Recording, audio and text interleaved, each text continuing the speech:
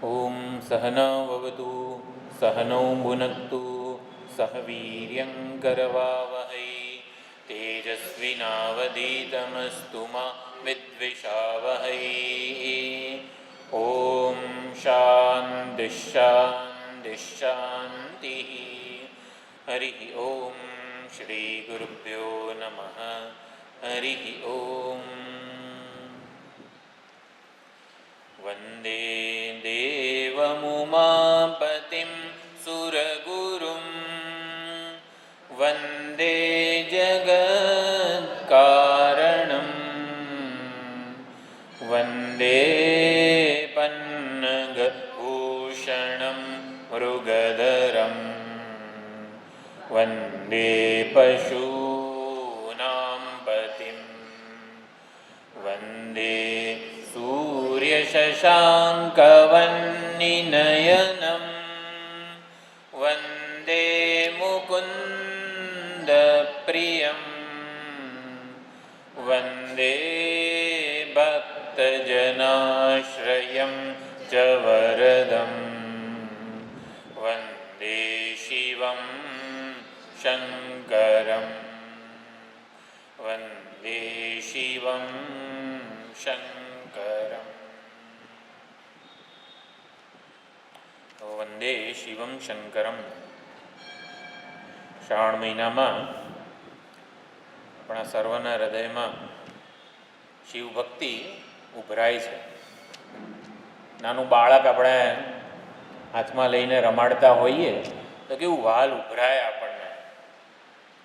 એવી જ રીતે ભગવાન માટે આપણે વર્ષ દરમિયાન બધા ઉત્સવો એટલા બધા છે આપણા કે કોઈકને કોઈક નિમિત્તે આપણા હૃદયમાં ભગવાન માટેનો પ્રેમ, ભગવાન માટેનો ભાવના વગેરે ઉભરાય. ભગવાનને જોઈને જ આપણને કંઈક સમર્પણ કરવાનું મન થાય, કંઈક ભાવ જાગે, ભાવ ઉભરાય વગેરે. તો શ્રાવણ મહિનામાં શિવભક્તિ હૃદયમાં ઉભરાય. જેના હૃદયમાં શિવભક્તિ ઉભરાય ને એને શિવભક્ત કહેવાય. શિવભક્ત કોને કહેવાય? જેના હૃદયમાં ભગવાનના વિગ્રહને જોઈને, ભગવાનની વાતો સાંભળીને, ભગવાનનું કંઈક વર્ણન હોય, ભગવાનની કોઈક લીલા, ચરિત્ર, કથા વગેરે કંઈક સાંભળીને, કંઈક પોતાના પ્રિય વિશે સાંભળીને, આપણું કોઈ પ્રિય પાત્ર હોય એના વિશે બે ત્રણ વાતો સાંભળીએ તો કેવું ગમે, આપણા કાનને ગમે. આપણા કાનને ગમે એવું સાંભળવા મળે, આપણે શિવભક્ત કહેવાઈએ. બીજું શિવભક્ત કોને કહેવાય? આપણે કોઈ પણ આ ગ્રંથ વગેરે શિવાનંદ લહેરી ગ્રંથ ભણવાના છીએ, એક પ્રકારનું અધ્યયન છે. પણ એના માટે પહેલાં શિવભક્ત બનીએ, આપણામાંથી શિવભક્તને જાગૃત કરીએ અને પછી આ જે ગ્રંથ છે એનો પૂરેપૂરો લાભ આપણને મળે એના અધ્યયનનો. શિવભક્ત બીજો કોને કહેવાય? નાનું બાળક હોય, ક્યાંક એને ભૂખ લાગી હોય કે રડતું હોય, તો રડતા બાળકને આપણે શાંત કરવું હોય અથવા તો રડતા બાળકને પ્રસન્ન કરવું હોય તો શું, આપણે કંઈક ચોકલેટ વગેરે આમ બતાવીએ ને તો બાળક રડતું હોય અને એને ચોકલેટ આપીએ, એ રડવાનું ચાલુ રાખે? રડવાનું બંધ થઈ જાય? નાના બાળકને આપણે સુંદર રેપર, ડેરી મિલ્ક વગેરે કેવું આમ એનું રેપર જ એટલું આમ ભપકાદાર હોય છે કે એને જોવામાં પોતાનું દુઃખ ભૂલી જાય છે. હું શેના માટે રડતો હતો? નાના બાળકને ચોકલેટ આપવાથી જે પોતાનું દુઃખ ભૂલી જાય છે અને ગેલમાં આવી જાય છે, હા કંઈક નવી વસ્તુ આવી, કંઈક કામ આવ્યું. તો એવું શિવભક્તનું હોવું જોઈએ. શિવભક્ત ભગવાન શિવનું આમ નામ સાંભળે, કંઈક શિવજીની કંઈક લીલા, ચરિત્ર, કથા વગેરે ક્યાંક સાંભળવા મળે, કંઈક શિવજીના શિવલિંગના દર્શન થાય અને પોતાનું દુઃખ ભૂલી જવું જોઈએ. શિવજીની સામે પણ જો ને ભગવાન આવું છે આવું છે એમ રડતા હોઈએ તો એ શિવભક્ત ના કહેવાય. બાળક પોતાનું દુઃખ ભૂલે, રડતો બંધ થઈ જવો જોઈએ અને પ્રસન્ન થઈ જવો જોઈએ. એમ શિવજીની કોઈક વાત સાંભળીને કંઈક આપણે પ્રસન્ન થઈ જઈએ તો શિવભક્તિ ઉભરાઈ કહેવાય હૃદયમાં. આપણે બસ એ જ કરવાનું છે. આપણા જીવનમાં ભગવાને ઇનફ બધી પરિસ્થિતિઓ એવી સર્જી છે. આ શરીર પ્રત્યે કોઈ દિવસ આપણને સંતોષ ના થાય. સારું ગમે તેટલું પ્રયત્ન કરીએ એવું ને એવું રહેતું નથી. વજન ઘટે છે ને વધે છે ને, તાવ આવે છે ને મેલેરિયા થાય છે. ઇનફ સમસ્યાઓ આ જગતમાં છે, આ શરીરની ને સ્વજનોની ને જગતની ને નોકરી ધંધાની ને બધી. આ બધી આપણે ભૂલી જવા જોઈએ. એક ભગવાનનું આપણે આવી રીતે કંઈક સત્સંગ કરીએ, કંઈક દેવદર્શને જઈએ, ભગવાનનો વિગ્રહ આપણે અભિષેક કરીએ, કોઈક રીતે આપણામાં સમર્પણનો ભાવ જગાડીએ તો આપણે આપણું દુઃખ જે કંઈ પણ છે ને એને ભૂલી જવા જોઈએ. તો આપણે આ જે કંઈ સમસ્યાઓ છે, કહેવાય છે ને કે આગળ આવશે દાદા, વાંધો નહીં. એટલે ये मत कहो खुदा से मेरी मुश्किलें बड़ी है, આવું છે ને કહેવાય આવે છે ને, ये मत कहो खुदा से मेरी मुश्किलें बड़ी है, मुश्किलों से कह दो मेरा खुदा बड़ा है. બરાબર, કંઈક આવું છે. આપણે નાની નાની મુશ્કેલીઓને લઈને ઘણીવાર થાય વિચલિત આપણું મન થતું હોય છે, પરંતુ શિવભક્ત દરેકે દરેક પરિસ્થિતિમાં સંતુષ્ટ હોય છે. કારણ કે શ્રદ્ધા અને ભક્તિ જે વસ્તુ છે એ શિવભક્તને અચળ અવિચળ રાખે છે. પર્વતની જેમ એને કંપિત વિચલિત થવા દેતો નથી. તો આપણામાં શિવભક્તિ વધારે ને વધારે પ્રાદુર્ભૂત થાય એવો કંઈક આપણે સત્સંગ વિચારણા વગેરે પ્રાપ્ત કરવાના છીએ. ભગવાનને શું ગમે? આપણે ભગવાનનો મહિમા ગાવાનો છે, ભગવાનનો મહિમા યાદ કરવાનો છે, ગાવાનો છે. પછી ભગવાનને પ્રિય એવા ભગવાનના ભક્તોને પણ યાદ કરવાના. અને ભક્તોને જેના વડે ભગવાનના દર્શન થયા હોય, ભગવાનની પ્રાપ્તિ થઈ હોય એ ભક્તિ. તો ભગવાનની જે ભક્તિ છે એના ઉપર પણ વિચાર કરીશું. ભક્ત, ભક્તિ અને ભગવાન, એના ઉપર આપણે થોડો ઘણો વિચાર કરીશું. તો ભગવાન શિવજી, શ્રાવણ મહિનો છે, ભગવાન શિવને શું ગમે કે મારા ભક્તોને કોઈક યાદ કરે ને એ ભગવાનને બહુ ગમે. તો ભગવાન શિવજીના આપણે બધા ભક્તોને યાદ કરીએ તો શિવજીના ભક્તોનું આપણે સ્મરણ કરવું પડે, એનું કીર્તન કરવું પડે. આટલા શિવજીના મહાન ભક્તો થઈ ગયા બધા. તો શિવજીના ભક્તો રાવણ છે, વેદ છે, ભગવાન વેદ, વિષ્ણુ ભગવાન છે. વિષ્ણુ ભગવાન રોજ કાશી વિશ્વના હજી સૃષ્ટિનું સર્જન થયું નહોતું એ વખતે સૃષ્ટિનું સર્જન થાય અને એની વ્યવસ્થા, એનું સંચાલન, એનું પાલન બહુ સુંદર રીતે થઈ શકે ને એના માટે વિષ્ણુ ભગવાને તપ કર્યું. કાશી વિશ્વનાથ જે મંદિર છે એમાં શિવલિંગની પ્રાણ પ્રતિષ્ઠા વિષ્ણુ ભગવાને કરેલી છે. અને વિષ્ણુ ભગવાને ત્યાં અનુષ્ઠાન કર્યા. 1 વર્ષ સુધી શિવજીની 16ઉપચાર પૂજા વિષ્ણુ ભગવાને કાશી વિશ્વનાથ મંદિરમાં કરી. છેલ્લા દિવસે આવી રીતે 1008 બ્રહ્મકમળ લઈ આવે વિષ્ણુ ભગવાન અને શિવજીને અર્પણ કરે. શિવજીને અર્પણ કરે એટલે શિવજીએ વિષ્ણુ ભગવાનનો મારા માટે પ્રેમ કેટલો છે એ જગતમાં વિખ્યાત કરવું હતું. જેમ ગોપી ગીત વગેરે છે, શ્રીમદ ભાગવતનો પ્રસંગ, એમાં ભગવાન એકવાર અંતર્ધાન થઈ જાય છે એટલે ગોપીઓ અત્યંત વિહ્વળ થઈ જાય છે. એનાથી થયું શું? ભગવાન અંતર્ધાન કેમ થયા? કે ગોપીઓને કૃષ્ણ ભગવાન માટે કેટલો પ્રેમ છે એ જગતને જણાવવું હતું. એટલે ગોપી ગીત, ગોપી રડી. આપણે રડીએ ને તો કોઈ આપણને સાંભળે? અત્યારે કરીને આમ રડવાનું ચાલુ કરીએ તો બધા ભાગી જાય ને. પણ ગોપીઓ એટલું સુંદર રડી, સુસ્વર રડ્યા તો ગોપી ગીત પ્રાપ્ત થયું આપણને. જયતિ તે અધિકમ જન્મના વ્રજ વગેરે. તો એવી રીતે તો વિષ્ણુ ભગવાન, તો વિષ્ણુ ભગવાને આવી રીતે 1 વર્ષ સુધી 1008 બ્રહ્મકમળ વડે ભગવાન શિવજીની કાશી વિશ્વનાથ મંદિરમાં પ્રાણ પ્રતિષ્ઠા કરીને પૂજાનો સંકલ્પ કર્યો કે ભગવાનની આરાધના થાય ને તો મારું કાર્ય જે છે જગતનું સંચાલન કરવાનું એ સફળ થાય. એટલે કે એનું કોઈ પણ વસ્તુનું સામર્થ્ય આપણને તપ દ્વારા પ્રાપ્ત થતું હોય છે. તો વિષ્ણુ ભગવાને વર્ષ સુધી તપ કર્યું છે. 1016ઉપચાર પૂજા કાશી વિશ્વનાથ મંદિરની કરેલી છે. છેલ્લા દિવસે આવી રીતે 1 કમળ ઓછું થઈ ગયું. ભગવાને જ ઓછું કર્યું. શંકર ભગવાને જ 1 કમળ લઈ લીધું હતું. એટલે 1 કમળ ઓછું થયું અને ભગવાનને વિષ્ણુને ખબર પડી ગઈ, શ્રી હરિને, કે આ તો 1 કમળ ઓછું છે. તો તરત જ કોઈ પ્રકારનો વિચાર કર્યા વગર વિષ્ણુ ભગવાને પોતાના નેત્ર નિજ નેત્ર હરિસ્તે સાહસ્રમ કમલબલિમાધાય પદયો યદેકો ને તસ્મિન નિજમુદાહરન નેત્ર કમલમ. તો એક નેત્ર પોતાના, મને તો લોકો કમળ નયન કહે છે ને, એટલે મારા નેત્રમાં હું કમળની ભાવના કરું છું. અને ભગવાનનો સંકલ્પ હતો, પોતાના નેત્રમાં કમળની ભાવના કરી અને તરત જ એમણે શિવજીને અર્પણ કર્યું. તો શિવજીને એમણે પોતાનું જમણું નેત્ર આપ્યું હશે કે ડાબું નેત્ર આપ્યું હશે?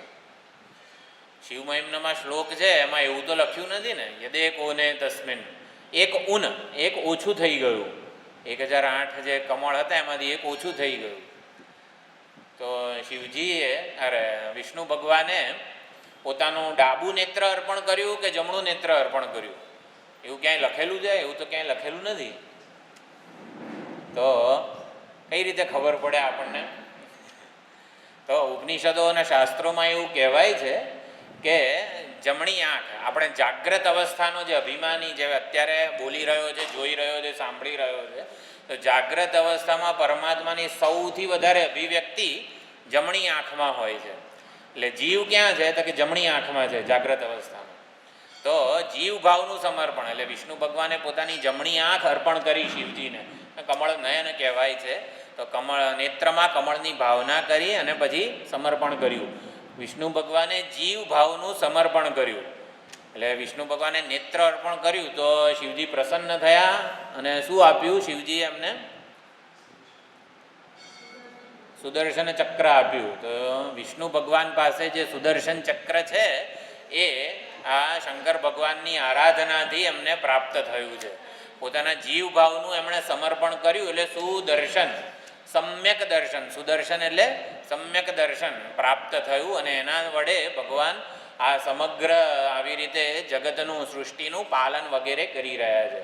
તો વિષ્ણુ ભગવાન શ્રી હરિ પણ પરમ શિવ ભક્ત છે. રામેશ્વર રામસ્ય ઈશ્વર, તો એ પણ કહેવાય છે. શંકર ભગવાનના ઈષ્ટ દેવતા શ્રી રામચંદ્રજી અને રામચંદ્રજીના ઈષ્ટ દેવતા શંકર ભગવાન. એવી રીતે અત્યારે શંકર ભગવાનના ઈષ્ટ દેવતા, શંકર ભગવાન જેના ઈષ્ટ દેવતા છે એવા ભક્તોનું આપણે સ્મરણ કરીએ. એટલે ભગવાનને છે ને એના ભક્તોને જે યાદ કરતા હોય ને એ લોકો બહુ ગમે. એટલે આપણે ધારો કે શિવ ભક્તોનું સ્મરણ કરીએ ને તો એ ભગવાનને બહુ ગમે. તો આપણે પુષ્પદંત આચાર્યએ શિવ મહિમ્ન સ્તોત્રની રચના કરી છે. પછી રાવણે શિવ તાંડવ સ્તોત્રની રચના કરી છે. સાઉથમાં, કર્ણાટકમાં અપ્પય્ય યજ્વેન્દ્ર, અપ્પય્ય દીક્ષિત એ બહુ મોટા ભક્ત થઈ ગયા છે. શિવ ભક્ત શંકર ભગવાન એ બહુ મોટા આચાર્ય, જેમ આપણને કેવા શંકરાચાર્યજી છે, ભક્તિ સિદ્ધાંતમાં વલ્લભાચાર્યજી છે, આવા બધા કેવા મહાન આચાર્યો થઈ ગયા જેમણે ભક્તિ અને જ્ઞાનના સિદ્ધાંતો આપ્યા છે.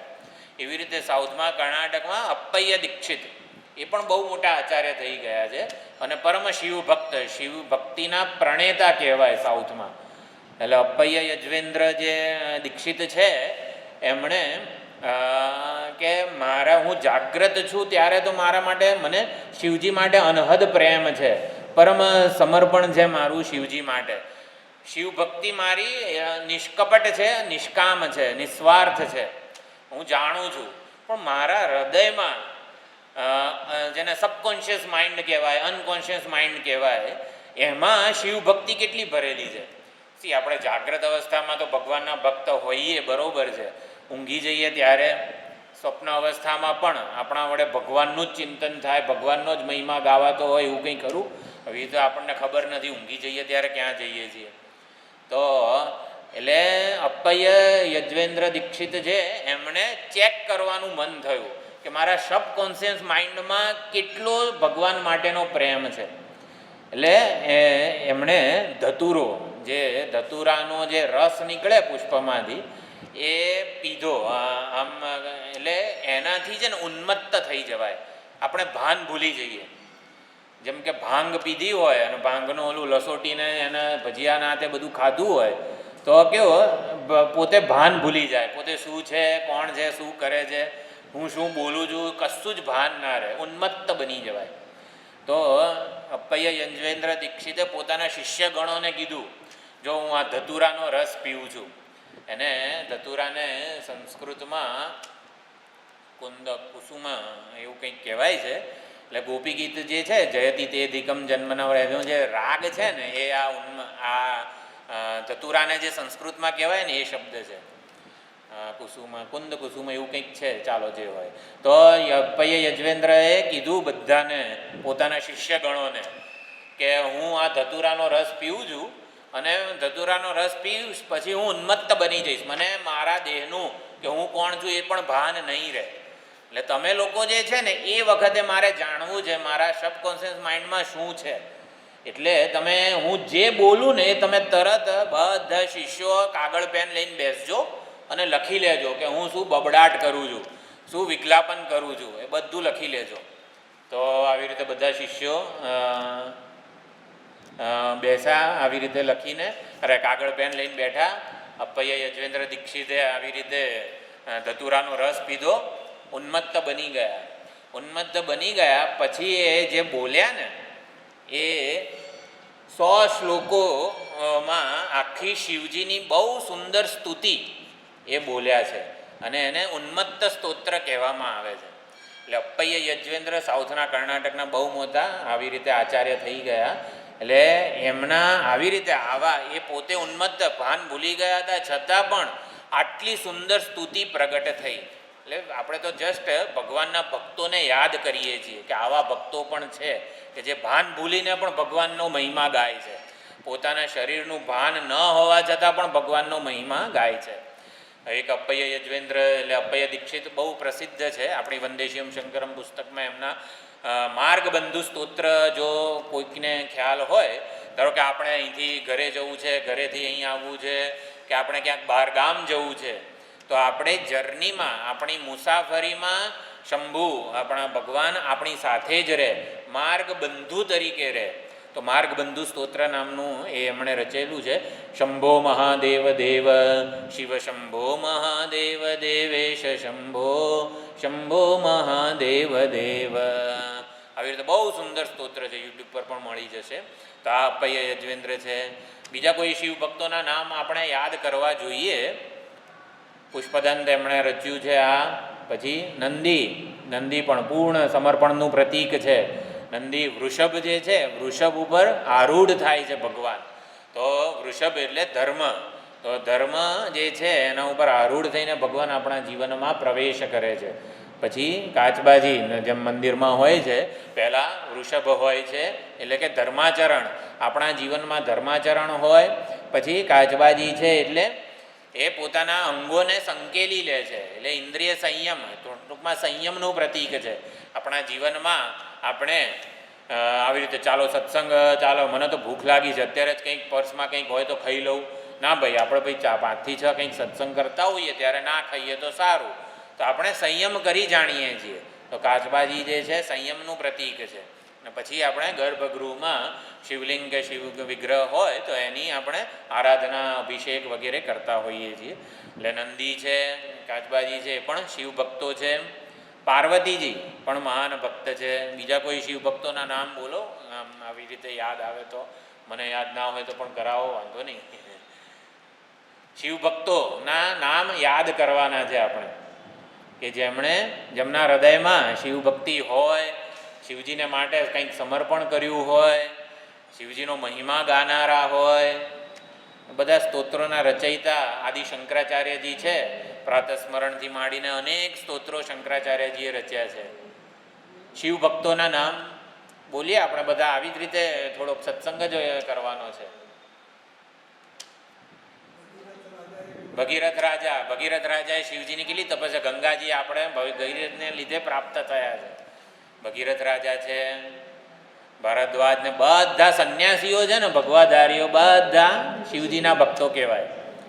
જેટલા પણ દુર્વાસાથી માંડીને બધા ભક્તો છે ભગવાધારી, એ બધા શંકર ભગવાન. રાવણ જે છે પરમ શિવ ભક્ત હતો.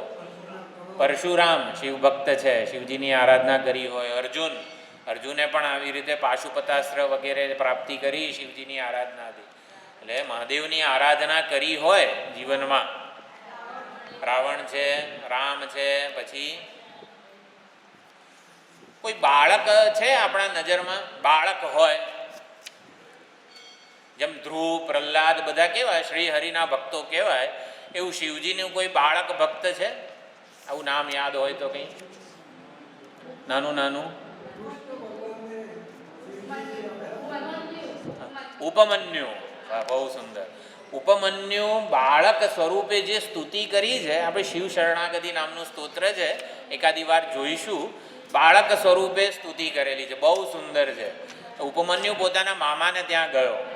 ઉપમન્યુ પોતાના મામાને ત્યાં ગયો અને મામાને ત્યાં બધા જે હતા, બધા ભાણેજને બધા, એ દૂધ પીતા જોયા. ઉપમન્યુ બહુ દરિદ્ર બ્રાહ્મણ હતો, એને ત્યાં દૂધ ને બધું કંઈ ખબર નહોતી. તો ઉપમન્યુએ શિવજીની આ દૂધ કહેવાય, આટલું સુંદર, આટલું મીઠું હોય, એટલે ગાયનું દૂધ વગેરે એણે પીધું મામાને ત્યાં. તે એને થયું કે આટલું સુંદર આ દૂધ કહેવાય.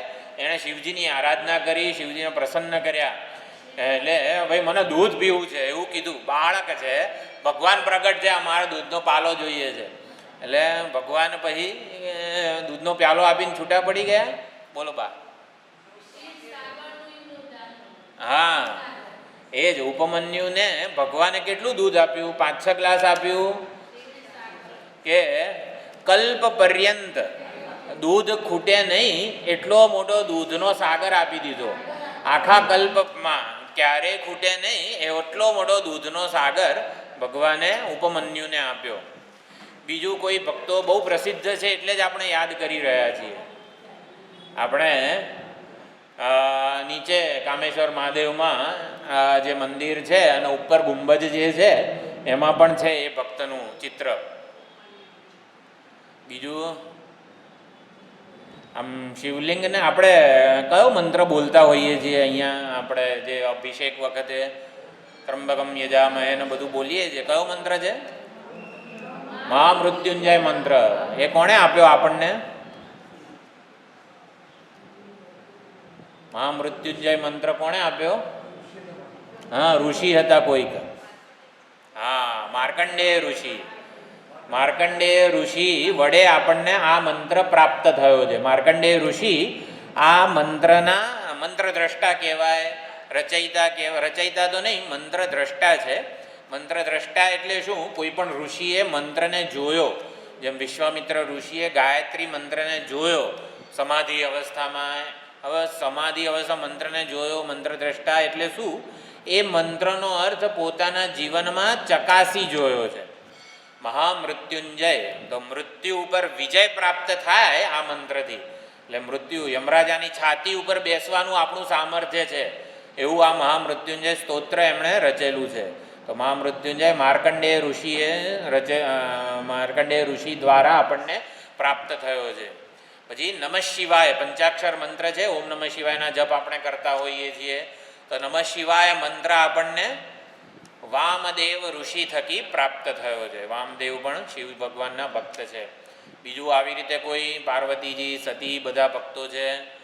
અને આપણે શિવ ભક્તોને યાદ કરીએ છીએ. શેના માટે? શિવજીને ગમે, શિવજી પ્રસન્ન થાય. એટલે શિવ ભક્તોને યાદ કરવા જોઈએ શ્રાવણ મહિનામાં. આપણે પણ શિવભક્ત છીએ, આપણને નહીં ભૂલી જવાનું, બરાબર? આપણે પોતાને ન ભૂલીએ ને એના માટે આ સત્સંગ છે. તો શિવભક્તો આપણે બધા યાદ કર્યા, વામદેવ ને, માર્કંડેય ને, રાવણ ને, સતી ને, પાર્વતી ને, બધા અપૈય, યજ્વેન્દ્ર. એટલે શિવભક્તોની ગણતરી કરવાની હોય, બધાને કાગળ પેન આપ્યા હોય લખવા માટે, ચલો બધા શિવભક્તોની નોંધણી કરો. તેમાં સૌથી પહેલું પોતાનું નામ લખવાનું. આપણે શું કહે? હા, પોતાને નહીં ભૂલી જવાના. પોતાને ભૂલી જઈએ ને એને અજ્ઞાન કહેવાય. અજ્ઞાન આવી રીતે રમાડે છે, આપણને રવાડે ચડાવે છે, પોતાની ગણતરી કરવા દેતું નથી. તો એ પોતાને યાદ કરીએ, ભગવાનના ભક્તોનું નામ લઈએ, તો આપણું પોતાનું નામ ના લખીએ અંદર? આપણે ના નથી? શિવજીની આરાધના આપણા જીવનમાં વ્યાપેલી છે.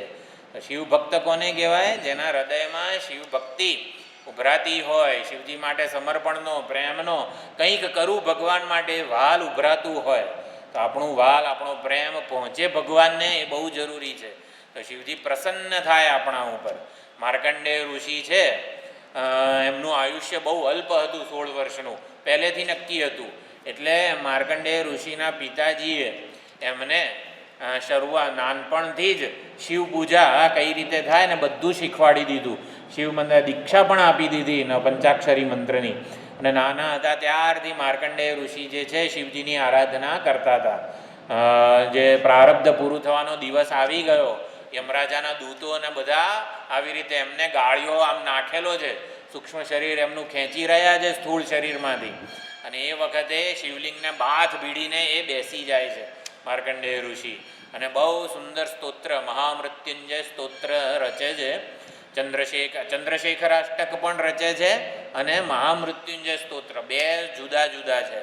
મહામૃત્યુંજય સ્તોત્ર પણ નમામી શિરસા દેવમ કિન્નો મૃત્યુ કરીષ્યતિ, હું એ દેવને શિવજીને નમસ્કાર કરું છું, શરણાગતિ સ્વીકારું છું, કિમનો મૃત્યુ કરીષ્યતિ, આ ખરેખર મૃત્યુ મારું શું બગાડી શકશે, એ મહામૃત્યુંજય સ્તોત્ર છે. અને ચંદ્રશેખરાષ્ટક છે, ચંદ્રશેખર ચંદ્રશેખર ચંદ્રશેખર પાહિ મામ, ચંદ્રશેખર ચંદ્રશેખર ચંદ્રશેખર રક્ષમામ. ચંદ્રશેખર છે, ચંદ્રશેખરમાશ્રયે મમ કિમ કરીષ્યતિ વૈયમઃ, હું ચંદ્રશેખરના આશ્રયમાં છું, આધાર છું, આ ચંદ્રશેખર જ મારું શરણ છે, અને માટે યમરાજા કે યમરાજાના દૂતો મારું શું કરી શકશે. એટલે શિવ આરાધના ચાલુ હતી માર્કંડેયના જીવનમાં.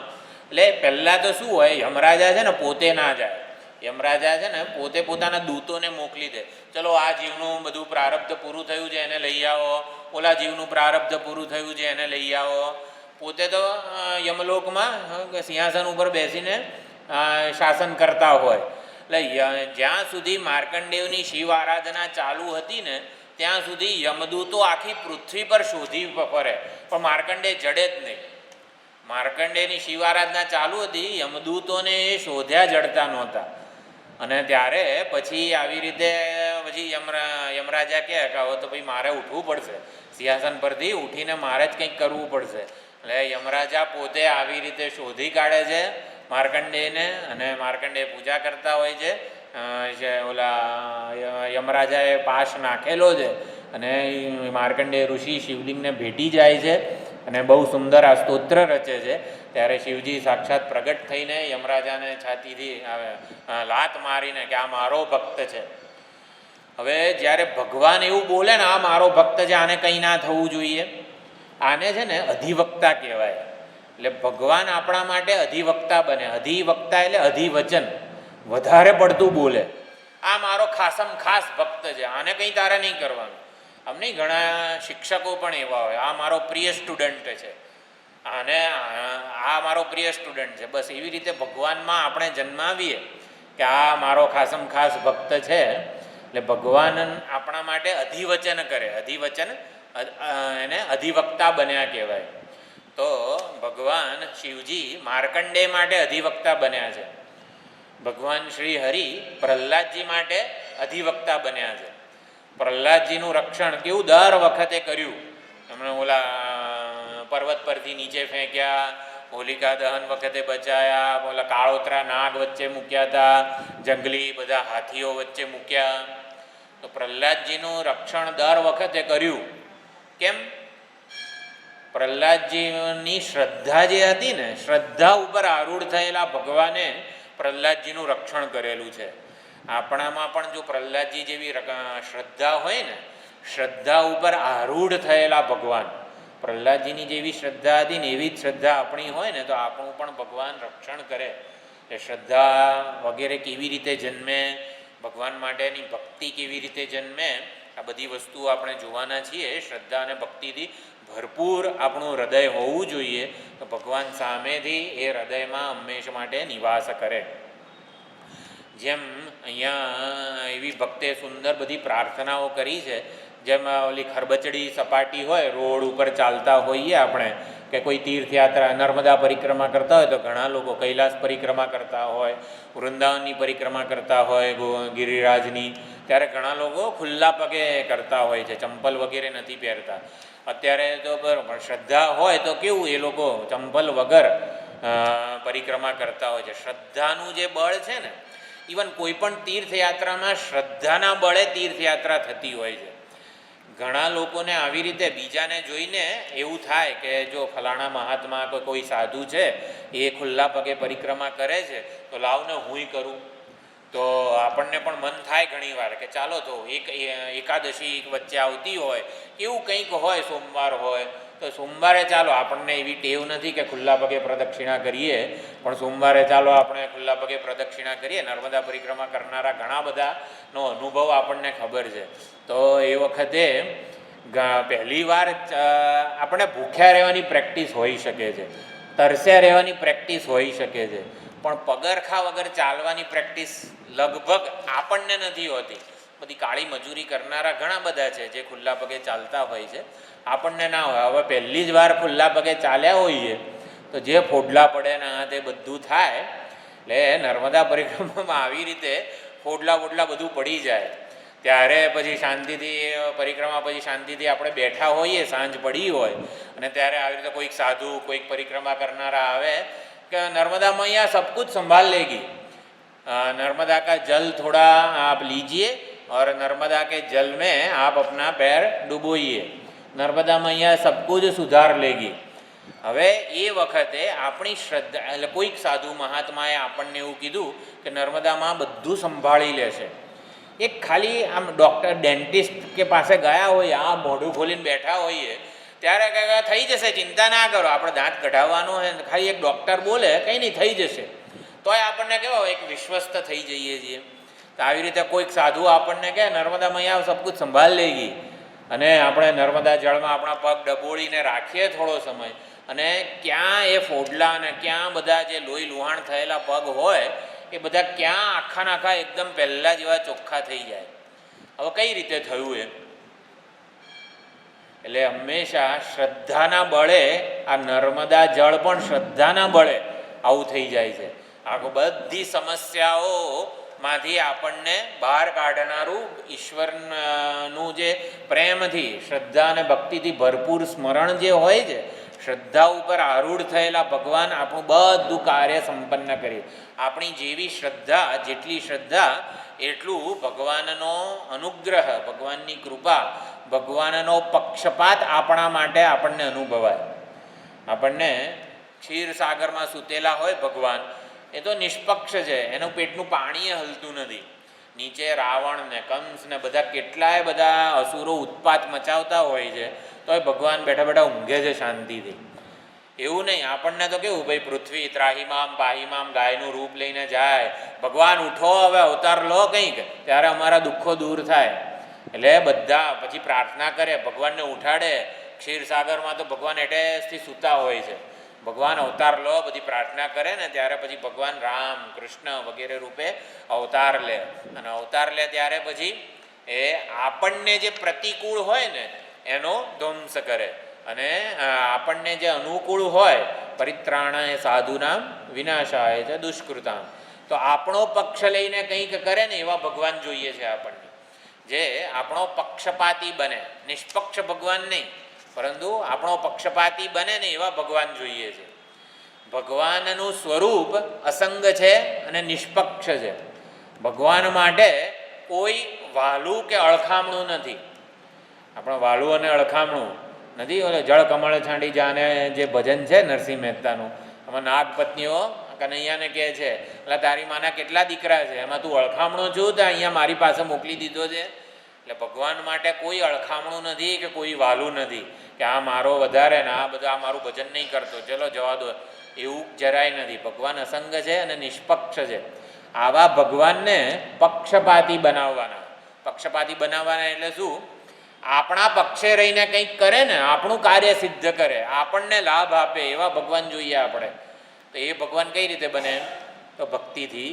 નિષ્પક્ષ ભગવાન ભક્તિ વડે, ભક્તના હૃદયમાં પ્રગટેલી ભક્તિને જોઈને નિષ્પક્ષ ભગવાન પક્ષપાતી બની જાય છે.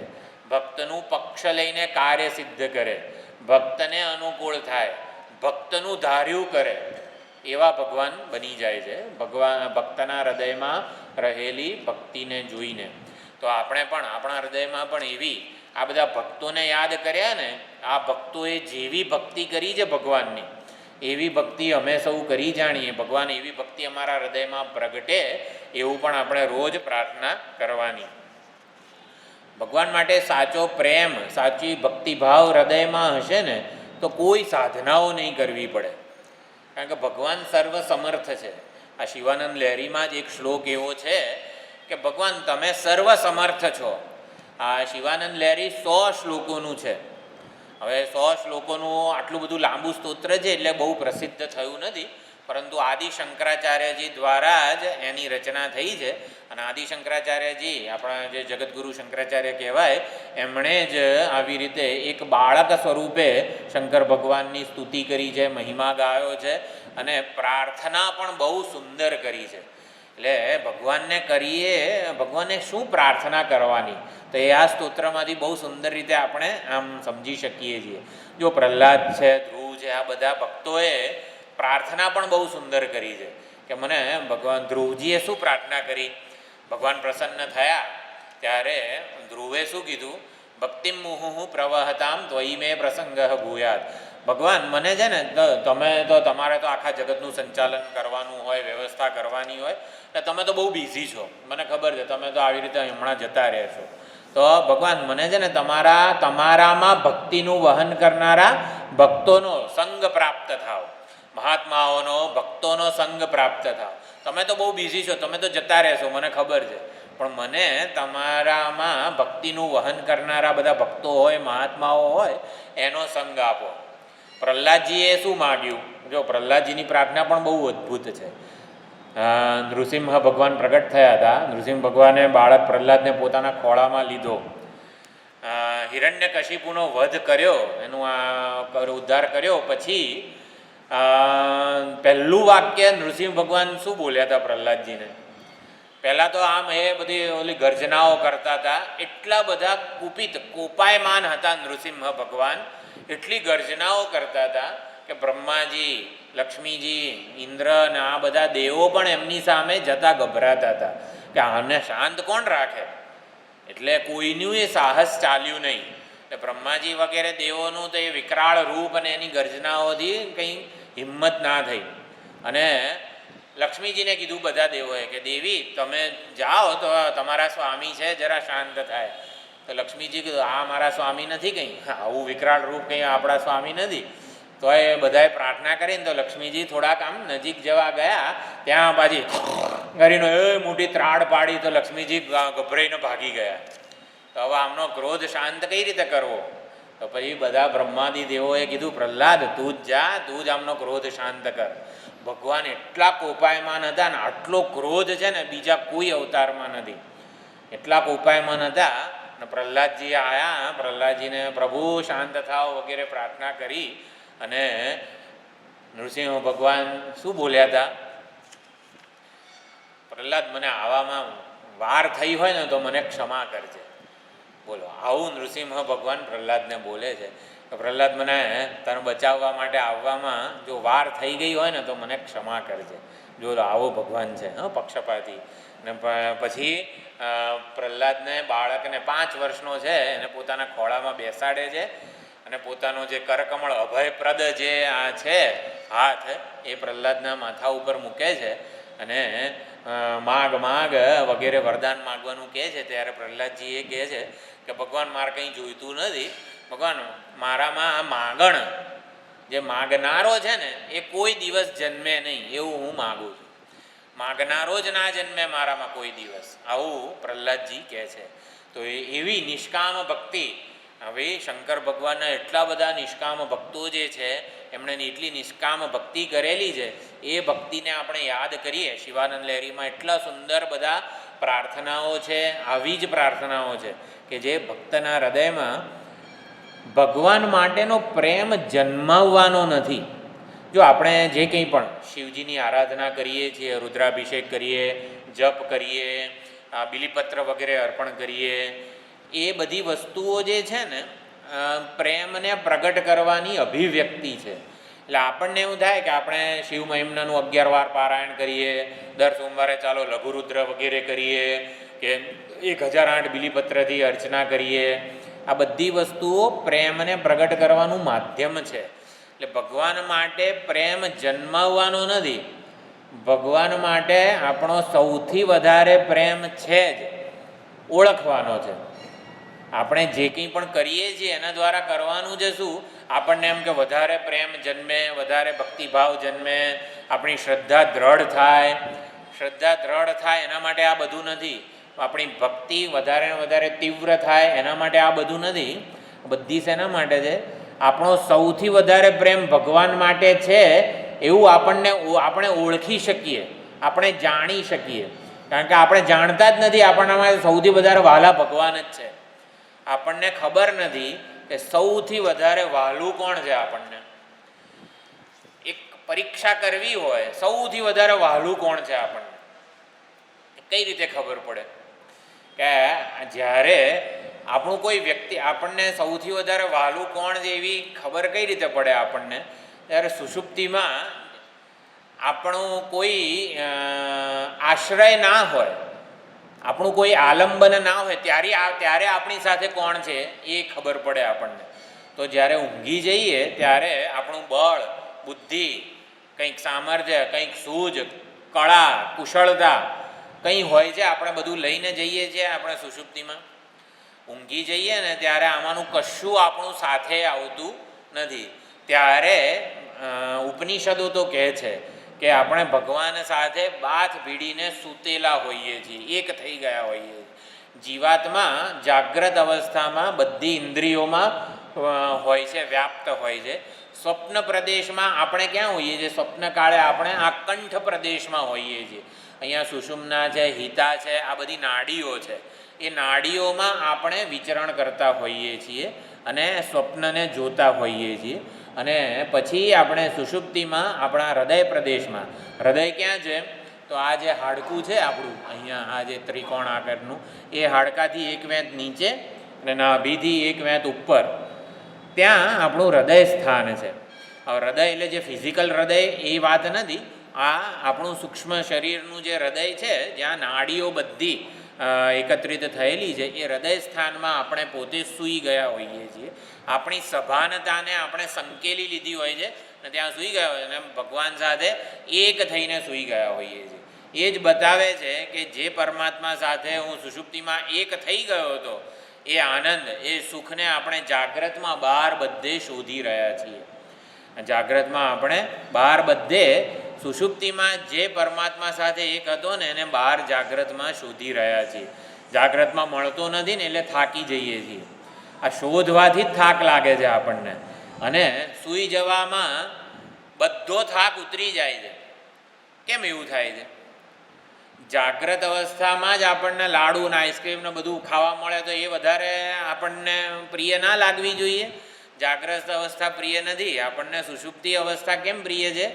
બધો થાક ઉતરી જાય છે. જેને આપણે શોધી રહ્યા છીએ પરમાત્મા સાથે આપણે એક થઈને, એક અભિન્ન થઈને આપણે રહેતા હોઈએ છીએ સુષુપ્તિમાં. અને એટલા માટે સૌથી વધારે પ્રેમ આપણો ભગવાન માટે જ છે. આ જેટલું પણ સત્સંગ વગેરે કરીએ, આ સ્તોત્ર સાંભળીએ, શિવ આરાધના કરીએ, એનાથી આપણે ઓળખવાનું છે, જાણવાનું છે કે આપણે સૌથી વધારે પ્રેમ ઈશ્વરને જ કરીએ છીએ. આપણો સૌથી વધારે પ્રેમ ભગવાનને જ પહોંચે છે. એટલે શાસ્ત્રોના અભ્યાસ દ્વારા આપણી શ્રદ્ધા અને ભક્તિ દ્રઢ થાય એવું નથી. શાસ્ત્રોથી આપણને જાણવા મળે છે કે આપણો સૌથી વધારે પ્રેમ ભગવાન માટે જ છે. એટલે આપણા પ્રેમને ઓળખવાનો છે, જેમ કે ચેનલાઇઝ કરવાનો છે. શાસ્ત્રો આપણે મદદ કેવી રીતે કરે છે? તો જેમ નહેર, આપણે નર્મદાની નહેર જે છે આપણને પ્રાપ્ત થઈ સરદાર સરોવર યોજના વગેરે દ્વારા, તો આપણા ઘરે ઘરે પાણી વગેરે પ્રાપ્ત થયું. બધા ખેતરોમાં, આખું કચ્છનું રણ છે નર્મદાના જળને લીધે આટલું સમૃદ્ધ થઈ ગયું છે.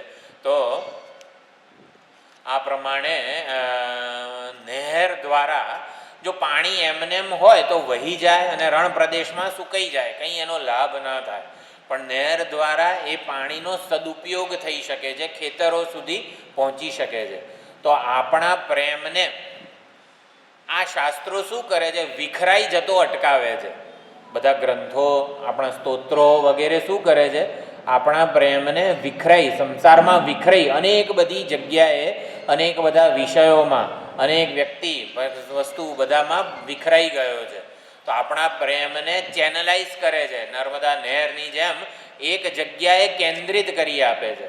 એટલે શાસ્ત્રો ભણીને આપણે જે કંઈ પણ ગ્રંથ ભણીએ, શિવ મહિમ્ન સ્તોત્ર છે, શિવાનંદ લહેરી આપણે ગ્રંથ ભણવાના છીએ, એના દ્વારા શું કરવાનું છે? આપણા પ્રેમને ઈશ્વર પ્રતિ એ કેન્દ્રિત કરી આપે છે, ચેનલાઇઝ કરી આપે છે. આપણી બધી મનોવૃત્તિઓને એક જગ્યાએ ભગવાન પ્રત્યે એ લાવી આપે છે. આપણો પ્રેમ વિખરાઈ ન જતો હોય અને એક જગ્યાએ આપણા બધી મનોવૃત્તિઓને આપણે એ લાવી આપે છે. જેમ કે કોઈ પણ જે પક્ષી હોય તો પક્ષીને ઉડવા માટે 2 પાંખો છે. એટલે 2 પાંખ વડે એક પોતાની ગતિ, કોઈક જગ્યાએ જવું હોય તો એ જગ્યાએ એને ગતિ પ્રાપ્ત થાય છે પાંખો વડે. અને એની પૂંછડી જે છે, પૂંછડીની જે પીછા વગેરે હોય એના દ્વારા એ દિશા નક્કી કરે છે. ચિત્તો આટલું ફાસ્ટ ભાગી શકે છે તો ચિત્તો પોતાના 4 પગ વડે સ્પીડ એ ગતિ પકડે છે અને પોતાની પૂંછડી બહુ લાંબી, સૌથી લાંબી પૂંછડી ચિત્તાની હોય છે. તો પોતાની પૂંછડી વડે છે ને એ દિશાનું નિયંત્રણ કરતો હોય છે, બેલેન્સ સાચવતો હોય છે. તો એવી રીતે પક્ષીઓ, કબૂતર છે તો 2 પાંખો વડે એ ગતિ મેળવે છે અને પૂંછડી વડે એ દિશા નક્કી કરે છે કબૂતર. તો એવી જ રીતે આપણે હૃદયમાં, ભક્તના હૃદયમાં જે ભક્તિભાવ છે ભગવાન માટેનો પ્રેમ છે ને, એ એની જે આધ્યાત્મિક યાત્રા છે એમાં પાંખો સમાન છે. એટલે ભગવાન માટેના પ્રેમથી, ભગવાન માટેના ભક્તિભાવથી, શ્રદ્ધાથી આધ્યાત્મિક પ્રગતિમાં એને ગતિ પ્રાપ્ત થાય છે. જેટલો પ્રેમ હશે ને એટલો વધારે ઝડપથી એ પોતાના લક્ષ્યને પ્રાપ્ત થશે. અને પૂંછડી પણ મહત્ત્વની છે. ખાલી આપણી પાસે વેગ હોય, શક્તિ હોય તો જીપીએસ પણ જોઈએ ને. જેમ કે આપણે લક્ષ્ય, રીચ યોર ડેસ્ટિનેશન, તો ક્યાં કઈ રીતે આપણને દિશા પણ ખબર હોવી જોઈએ. તો આપણા જેટલા શાસ્ત્રો છે, શિવ મહિમ્ન સ્તોત્ર, શિવ તાંડવ સ્તોત્ર, શિવાનંદ લહેરી, આપણા જેટલા પણ શિવ સાહિત્યના ગ્રંથો બધા છે ને, એના દ્વારા શિવજીનો મહિમા જાણીએ આપણે. તો શિવજીનો મહિમા જાણીએ, ભગવાનનો મહિમા જેમ જેમ જાણીએ ને એમ આપણી સાચી દિશામાં આપણી પ્રગતિ થાય. એટલે ભગવાનનો મહિમા પણ જાણવો જોઈએ, જેથી સાચી દિશામાં આપણો પ્રેમ, આપણો ભક્તિભાવની ઝડપ આપણને મળે. એટલે બંને વસ્તુ અગત્યની છે. હૃદયસ્થ ઈશ્વર પ્રેમ પ્રગટ થાય એવી સાધનાઓ પણ કરીએ અને ભગવાનના મહિમાને વધારે ને વધારે જાણવાનો પણ પ્રયત્ન કરીએ. એટલે મહિમાને જાણવા માટે આ બધા ગ્રંથો, શાસ્ત્રો આપણી પાસે ઉપલબ્ધ છે. સત્સંગ દ્વારા મહિમાને જાણીએ અને ઓળખીએ કે ખરેખર મારો પ્રેમ તો ભગવાન માટે જ છે. ભગવાન જ આપણા પરમ પ્રેમના આસ્પદ છે. પરમ પ્રેમ આપણો ભગવાન માટે જ, બીજા બધા માટે શરતી પ્રેમ છે. આખા જગતમાં બધા માટે શરતી એટલે કે નિમિત્તે પ્રેમ છે. ભગવાન માટે આપણને કોઈ શરતે પ્રેમ છે એવું નથી. એવું કઈ રીતે સમજી શકાય કે ભગવાન માટે, ચલો ભગવાન, આપણે શ્રદ્ધાળુ છીએ, ભગવાનની આરાધના આપણા જીવનમાં આપણા વડીલો થકી, આપણા આચાર્યો થકી પૂરેપૂરી વણાયેલી છે. કે અધિક મહિનો હોય, શ્રાવણ મહિનો હોય, જન્માષ્ટમી છે, ગણેશ ચતુર્થી છે, શિવરાત્રિ છે, રામનવમી છે, આ બધા ઉત્સવો વખતે ઉત્સવો ઉજવીને આપણે ભગવાનની ભક્તિ, એટલે કે ભગવાન જ આપણા જીવનનું લક્ષ્ય છે ને એવી સભાનતા માટે આ બધા ઉત્સવો છે. વારંવાર આ દિવાળીને બધા ઉત્સવો શેના માટે આવે છે? કે જેથી મનુષ્ય ઉત્સવ પ્રિય છે.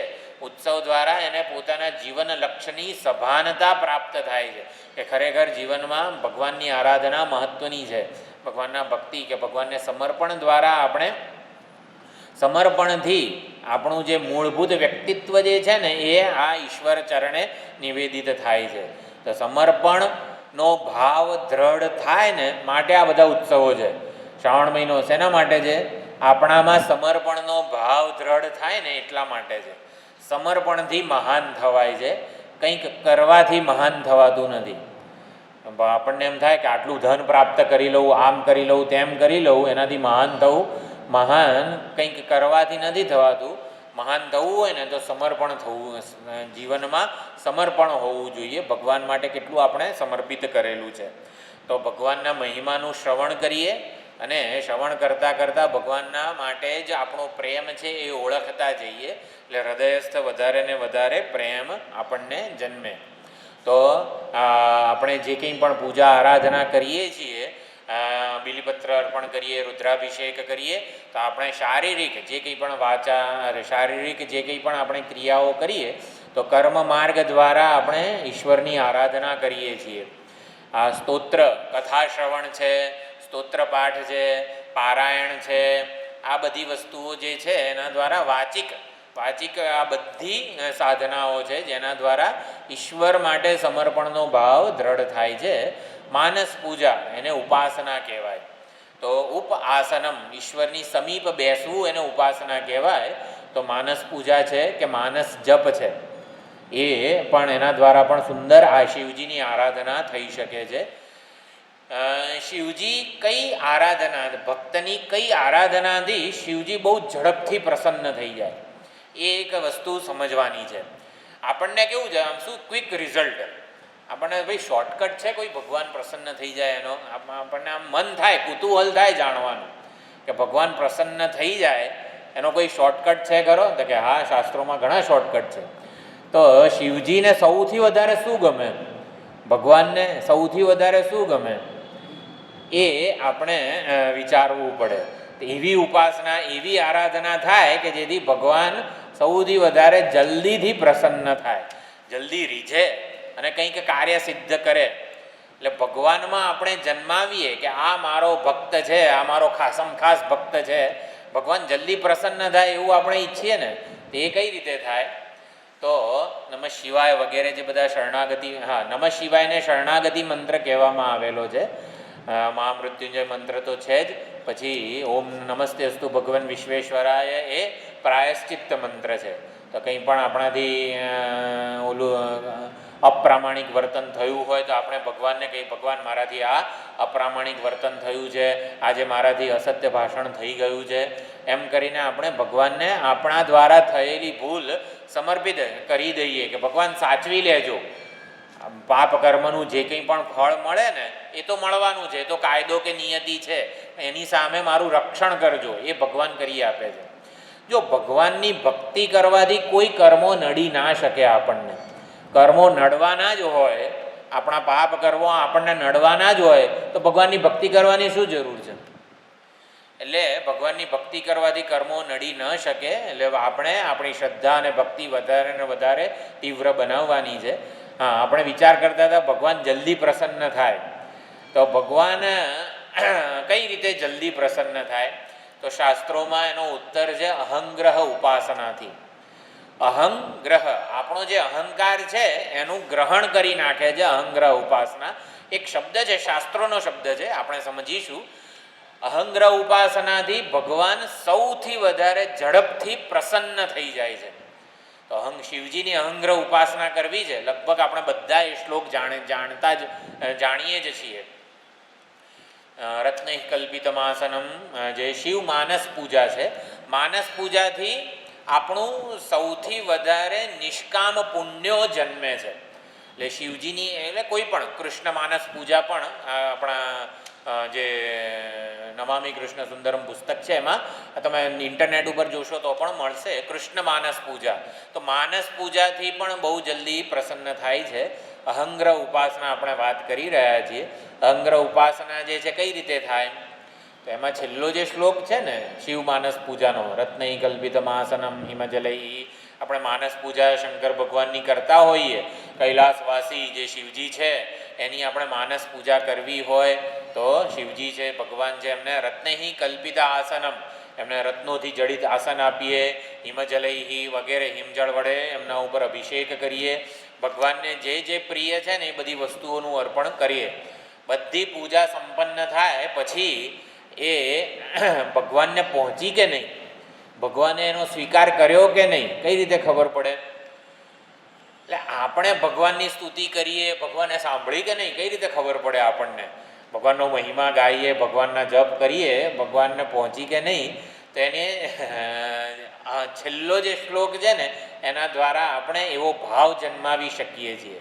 આત્મા ત્વમ ગિરિજામધિ સહચરા પ્રાણ શરીરમ ગૃહમ પૂજા તે વિષયોપભોગ રચના નિદ્રા સમાધિ સ્થિતિ સંચારઃ પદયોઃ પ્રદક્ષિણવિધિઃ સ્તોત્રાણિ સર્વા ગિરઃ યદ્યત્ કર્મ કરોમિ તત્તદખિલં શંભો તવારાધનમ. ભગવાન જે કંઈ પણ કરું ને શંભુ તવ આરાધનમ, તમારું આરાધન હો. ભક્તની સુંદર પ્રાર્થના છે. શિવજીની અહંગ્રહ ઉપાસના છે. આ અહંગ્રહ ઉપાસના એટલે આત્માત્વમ, એ જે છે ને એ અહંગ્રહ ઉપાસના છે. ભગવાન આ શરીરમાં રહીને જે કરતા ભોગતા છે ને ભગવાન તમે જ છો.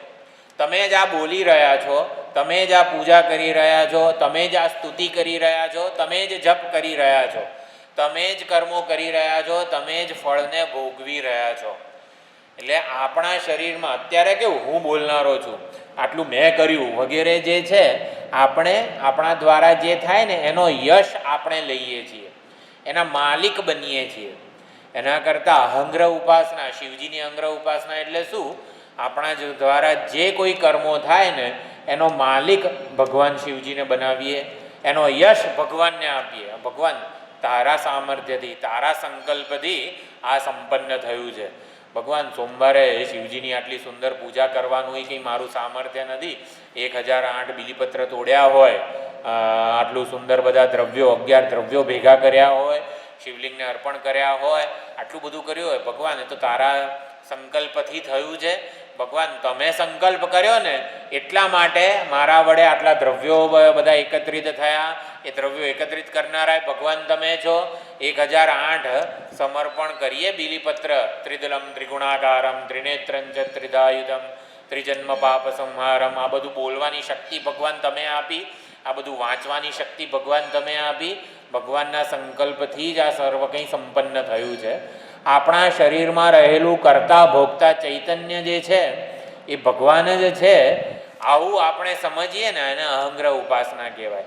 અને શિવજીની, કૃષ્ણ ભગવાનની, આપણા જે ઈષ્ટ દેવતા હોય, આપણા ઈષ્ટ દેવતા જ આ શરીરમાં રહીને સર્વ બોલી રહ્યા છે, જોઈ રહ્યા છે, સાંભળી રહ્યા છે, બધા કર્મો કરી રહ્યા છે. અને એ જ પ્રારબ્ધનો ભોગ પણ કરી રહ્યા છે.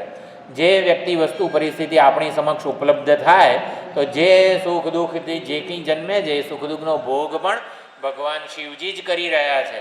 એ જ દુઃખી થઈ રહ્યા છે, એ જ સત્સંગ કરી રહ્યા છે, એ જ શિવજીને જાણવાનો પ્રયત્ન કરી રહ્યા છે. અને એ જ છેવટે મહાદેવને પોતાના સર્વવ્યાપક સ્વરૂપે જાણે છે, મહાદેવને પોતાના હૃદયસ્થ ચૈતન્ય સ્વરૂપે જાણે છે.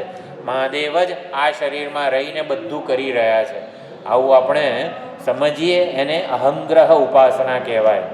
આ શરીરમાં રહેલું ચૈતન્ય મહાદેવ જ છે સાક્ષાત. આવું આપણે ધારણા કરીએ, એવી ભાવના કરીએ, એને અહંગ્રહ ઉપાસના કહેવાય. એનાથી મહાદેવ ખૂબ ઝડપથી પ્રસન્ન થાય છે. ભગવાનને ઝડપથી પ્રસન્ન કરવાની આ ચાવી છે. તો થોડોક આપણે ભગવાન વિશે, ભગવાનના ભક્તો વિશે અને ભગવાનની ભક્તિ વિશે થોડોક પરિચય મેળવ્યો. આવતા સોમવારથી આપણે હવે શિવાનંદ લહેરી જે ગ્રંથ છે એ ગ્રંથ દ્વારા ભગવાનનો મહિમા ગવાયો છે, તો એ આપણે આવતા વખતે જોવાનો પ્રયત્ન કરીશું. સૌ શિવ ભક્તોને નમઃ શિવાય. અને આપણા બધાની શિવ આરાધના ચાલુ રહે ભગવાનના સંકલ્પથી, ભગવાનની કૃપાથી, અને આપણી શિવ આરાધના પૂર્ણ થાય એવી ભગવાનને પ્રાર્થના કરીએ. હવે આવતા સોમવારે લગભગ તો દર સોમવારે 5 થી 6 આવી રીતે રાખીશું. એટલે કંઈક આમ તેમ હોય જગ્યા, કદાચ આ હોલમાં ના હોય તો ઓલા હોલમાં. એટલે આ મારા ખ્યાલથી તમે બધા આવી રીતે વોટ્સએપ ઉપર તમારો નંબર આપી દો તો તમને આવી રીતે જાણકારી થઈ શકે. એટલે આ નંબર આમાં પેન ને બધું છે તો બધાને તમારો વોટ્સએપ નંબર આપી દેજો.